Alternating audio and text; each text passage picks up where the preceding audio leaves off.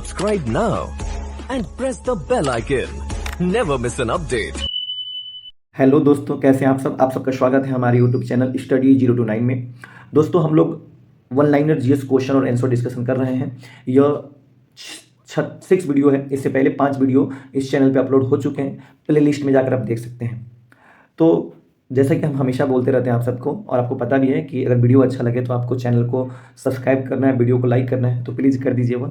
ये हर यूट्यूब बोलता है, क्योंकि किसी भी छोटे यूट्यूबर को इसी से जो है कि मोटिवेशन मिलती है और इसी से जो है कि बड़ा उसे यूट्यूबर बनने का मौका मिलता है। ठीक है, तो प्लीज़ आप चैनल को सब्सक्राइब कीजिए और वीडियो को लाइक और शेयर जरूर कीजिएगा। ठीक है, तो चलिए देखते हैं पहला क्वेश्चन। मैं आज क्वेश्चन नंबर वाइज भी कर दिया हूँ, तो आप आराम से इसे इजीली देख सकते हैं। भारत की सबसे बड़ी जनजाति कौन सी है? तो भारत की सबसे बड़ी जनजाति भील है। भील जनजाति बेसिकली मध्य प्रदेश में, त्रिपुरा में, आंध्र प्रदेश में, राजस्थान में, महाराष्ट्र में, कर्नाटक में पाई जाती है। और सबसे ज़्यादा जो है कि भारत में जनजाति जो लोग हैं, जनजातीय समुदाय हैं, वो मध्य प्रदेश में पाई जाती है। ठीक है, अगर भील की बात करेंगे तो भील के बाद आता है गोंड का स्थान, उसके बाद संथाल है और तमाम उसके बाद जनजातियाँ होती हैं। ठीक है, तो सबसे ज़्यादा जनजाति भारत में भील पाई जाती है, उसके बाद से गोंड जनजाति पाई जाती है। ध्यान दीजिएगा दोस्तों, टोडा जनजाति और इरुला जनजाति, ये दोनों ही जनजाति नीलगिरी पर्वत क्षेत्र तमिलनाडु में पाई जाती है। लेप्चा जनजाति जो है वो सिक्किम में पाई जाती है। ठीक है, नेक्स्ट देखते हैं क्वेश्चन। अस्पृश्यता अपराध अधिनियम अनटचेबिलिटी क्राइम एक्ट कब लागू हुआ?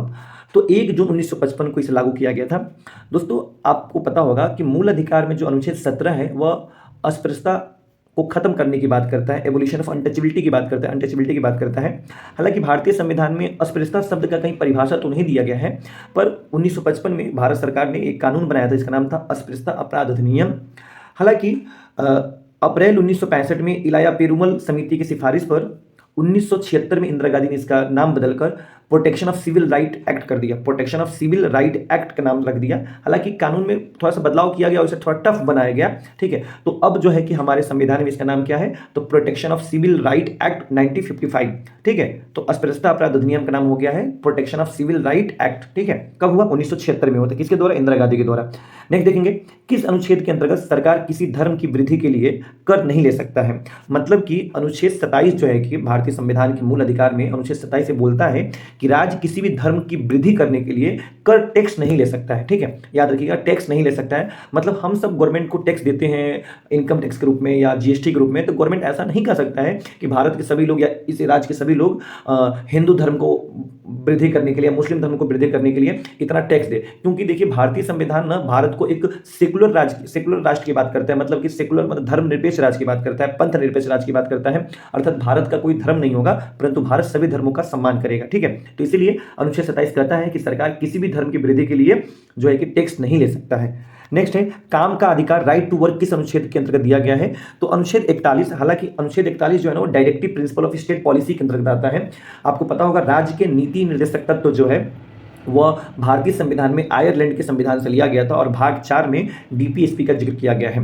ये भी आपको पता होना चाहिए। आर्टिकल 36 से लेकर 51 तक डीपीएसपी के बारे में बात की गई है। तो उसी में जो आर्टिकल 41 है ना, वो बात करता है काम के अधिकार की बात करता है। ठीक है, ध्यान दीजिएगा, इसी अधिकार के तहत भारत सरकार ने मनरेगा, जिसे नरेगा भी बोला जाता है, नरेगा पहले 2006 में शुरू हुआ था, उसके बाद से इसका नाम बदलकर मनरेगा कर दिया गया। ठीक है, नेक्स्ट देखते हैं, भारत का पहला हाईकोर्ट कौन सा है जिसने निर्णय क्षेत्रीय भाषा में दिया है? वैसे आपको पता होना चाहिए कि अभी तक सुप्रीम कोर्ट या हाई कोर्ट के जो भी डिसीजन होते हैं ना, वो इंग्लिश में ही होते हैं। पर केरला हाईकोर्ट भारत का ऐसा पहला हाईकोर्ट बन गया है जिसने मलयालम भाषा में अपना निर्णय, डिसीजन मतलब जजमेंट दिया है। यहाँ पे आपको पता होना चाहिए कि केरला हाईकोर्ट की स्थापना 1 नवंबर 1956 को हुई थी। और केरला हाईकोर्ट का जो क्षेत्राधिकार है वो केरला में तो है ही है, इसके साथ साथ लक्षद्वीप में भी है। इसके साथ साथ आपको भी पता होना चाहिए कि भारत में 25 हाई कोर्ट है और भारत का पहला हाई कोर्ट था कोलकाता हाई कोर्ट, जिसकी स्थापना 1862 में हुई थी, 62 में हुई थी। उसके बाद से बंबई हाई कोर्ट की स्थापना हुई थी 1862 में ही, और उसके बाद से अगस्त 1862 में मद्रास हाईकोर्ट की स्थापना हुई थी। मार्च 1866 में इलाहाबाद हाईकोर्ट की स्थापना हुई थी, जो कि भारत का चौथा हाईकोर्ट था और वर्तमान में सबसे बड़ा हाईकोर्ट है, क्योंकि यहाँ पे जजों की संख्या बहुत अधिक है हाईकोर्ट में। ठीक है, मतलब इलाहाबाद हाईकोर्ट में। और दिल्ली हाईकोर्ट की स्थापना 31 अक्टूबर 1966 को हुई थी। ठीक है, तो ध्यान रखिएगा दोस्तों, भारत में 25 हाईकोर्ट है। और ये भी याद रखेंगे, 7वां संविधान संशोधन 1956 के माध्यम से व्यवस्था किया गया कि एक हाईकोर्ट 2 या 2 से अधिक राज्यों के भी हाईकोर्ट बन सकते हैं। ठीक है, और ध्यान ये भी रखेंगे कि भारत में हाई कोर्टों की जजों की नियुक्ति राष्ट्रपति द्वारा की जाती है संबंधित राज्य के राज्यपाल के सिफारिश पे और भारत के मुख्य न्यायाधीश के सिफारिश पर। मुझे बताइए कि भारत के पहले मुख्य न्यायाधीश कौन थे और वर्तमान में मुख्य न्यायाधीश कौन है भारत के। नेक्स्ट क्वेश्चन देखते हैं, किस घटना से पता चलता है कि प्रकाश एक अनुप्रस्थ तरंग है। तो दोस्तों इसका आंसर होगा प्रकाश तरंगों का ध्रुवण से, मतलब पोलराइजेशन ऑफ लाइट जो है ना, इससे पता चलता है कि प्रकाश एक ट्रांसवर्स वेव है, अनुप्रस्थ तरंग है।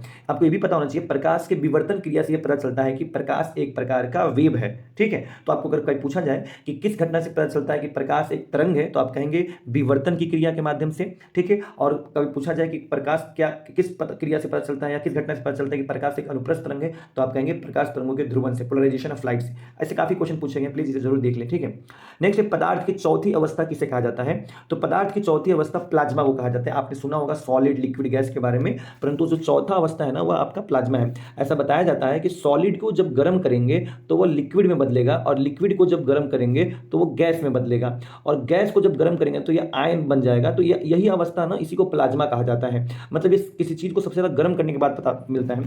ध्यान दीजिएगा, बल्ब जो जलता है जिसमें चमक पैदा होती है वो भी प्लाज्मा की वजह से ही पैदा होता है, और सूर्य में भी जो चमक पैदा होती है ना वो भी प्लाज्मा पे ही, मतलब प्लाज्मा के द्वारा ही चमक पैदा होता है। जैसे आप देखोगे ना, जो 10 रुपये का जो बल्ब आता था उसमें टंगस्तान का तार होता था, आपको पता होगा टंगस्तान का तार होता है, और आर्गन गैस भरा जाता है। तो जैसे आप बल्ब में मतलब स्विच अपना टिपते हो बल्ब जलाने के लिए, तो टंगस्तान का तार गर्म होकर गैस को गर्म कर देता है, और गैस जैसे गर्म होता है आर्गन वो आयन में बदल जाता है, और आयन जैसे बदलता है वो चमक पैदा कर देता है, ठीक है। आप मुझे बताइएगा सौरमंडल का सबसे गर्म ग्रह कौन सा है, सौरमंडल का सबसे गर्म ग्रह कौन सा है, ठीक है।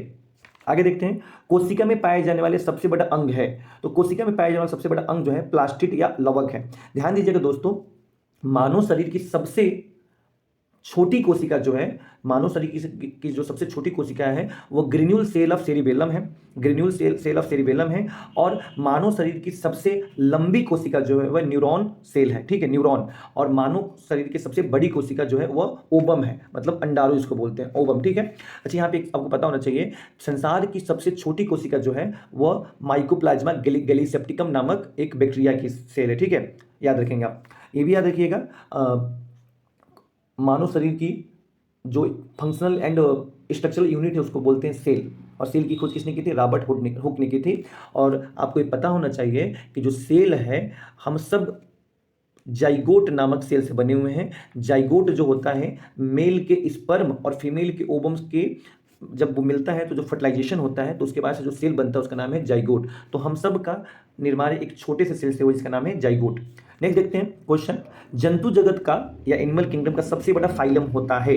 तो सबसे बड़ा फाइलम जो होता है वो आर्थ्रोपोडा होता है। ध्यान दीजिएगा, आर्थ्रोपोडा में ना सभी जीवों का जो शरीर होता है ना वो खंडित होता है, मतलब खंड रूप में बटा होता है। आपको यहाँ पे पता होना चाहिए, जैसे कि आपका झींगा हो गया, तितली हो गया, मकड़ी हो गया, मक्खी हो गया, बिच्छू हो गया, केकड़ा हो गया, तिलचट्टा हो गया, ये सभी जो है ना जीव मतलब जंतु मतलब इसे हालांकि कीड़े मकोड़े ही हैं, तो इनका जो शरीर होता है ना वो सेगमेंटेड होता है, मतलब एक एक सेगमेंट में बटा होता है, खंड युक्त होता है, ठीक है। तो आर्थ्रोपोडा जंतु जगत का सबसे बड़ा संघ है। आपको पता होना चाहिए कि जो है कि R.H. वाइटेकर ने 5 किंगडम थ्योरी दिया था, जिसमें उन्होंने बताया था कि संसार में पाए जाने वाले सभी जीवों, सभी प्रकार के मतलब जीव जंतुओं को 5 प्रकार से बांटा जा सकता है।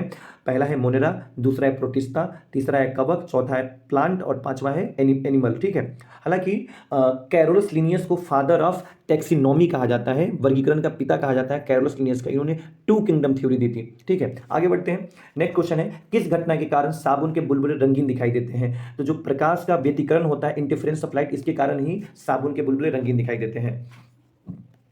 नेक्स्ट क्वेश्चन है, ऑप्टिकल फाइबर और एंडोस्कोप कार्य करता है। तो प्रकाश का पूर्ण आंतरिक परिवर्तन के आधार पर काम करता है। ध्यान दीजिएगा दोस्तों, प्रकाश का पूर्ण आंतरिक परिवर्तन पे ही आपका हीरे का चमकना, कांच के चटके हुए हिस्से का चमकना, ठीक है। आपने सुना होगा मृग मरीचिका या मिराज, ये भी जो है कि आपका प्रकाश का पूर्ण आंतरिक परिवर्तन के आधार पर ही होता है, ठीक है। तो ऑप्टिकल फाइबर और एंडोस्कोप, ध्यान दीजिएगा दोस्तों, यहाँ पे एंडोस्कोप एक ऐसा मतलब डिवाइस होता है जो हमारे शरीर के अंदर की चीज़ों को देखने के लिए मतलब रिस्पॉन्सिबल होता है, उससे हम लोग शरीर के अंदर की चीजें देख सकते हैं।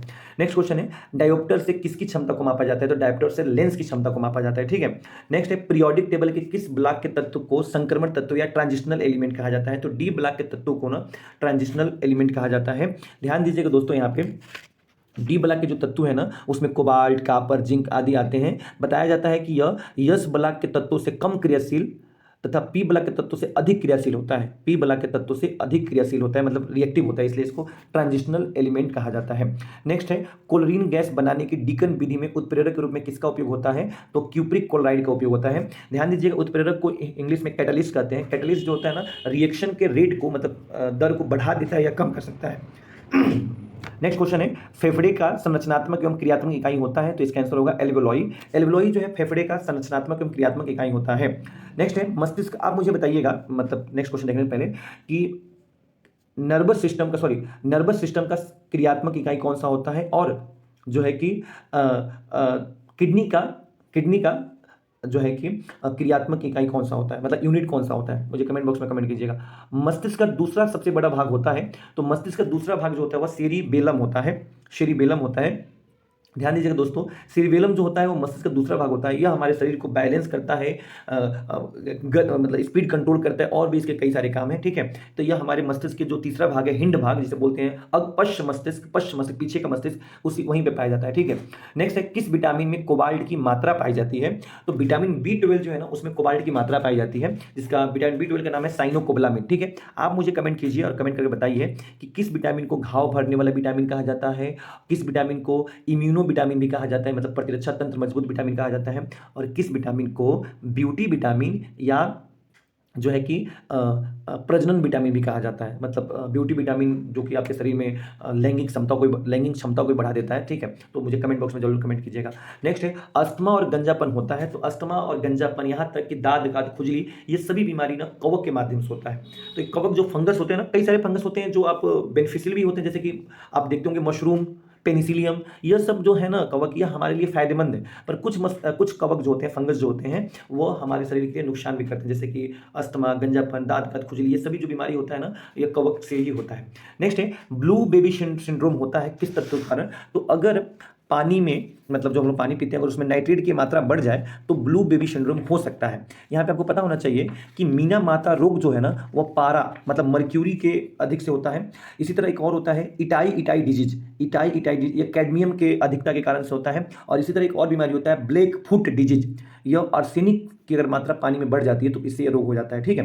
ध्यान दीजिएगा। आप मुझे कमेंट कीजिएगा कि विश्व पोलियो दिवस कब मनाया जाता है, और पोलियो का टीका सबसे पहले किसने विकसित किया था? पोलियो का टीका मतलब वैक्सीन ऑफ पोलियो किसने विकसित किया था, और भारत में पोलियो कब खत्म हो गया, ये भी कमेंट कीजिएगा। नेक्स्ट है chemical formula of baking soda. Baking soda का रासायनिक सूत्र क्या है? तो बेकिंग सोडा का रासायनिक सूत्र जो है कि सोडियम बाइकार्बोनेट, जिसे हम NaHCO3 बोलते हैं, यही है इसका। तो दोस्तों मैं आशा करता हूँ कि वीडियो काफी अच्छा लगा होगा, काफी अच्छे क्वेश्चन मैंने लाए हैं। 15 मिनट बहुत कम होता है, आप इसे जरूर देख लीजिए, देखकर और अपने दोस्तों से शेयर भी कर दीजिए। तो ओके, मिलते हैं नेक्स्ट वीडियो में। थैंक यू, चैनल को जरूर सब्सक्राइब कीजिएगा, ठीक है। चलिए मिलते हैं नेक्स्ट क्लास में, ठीक है, ओके।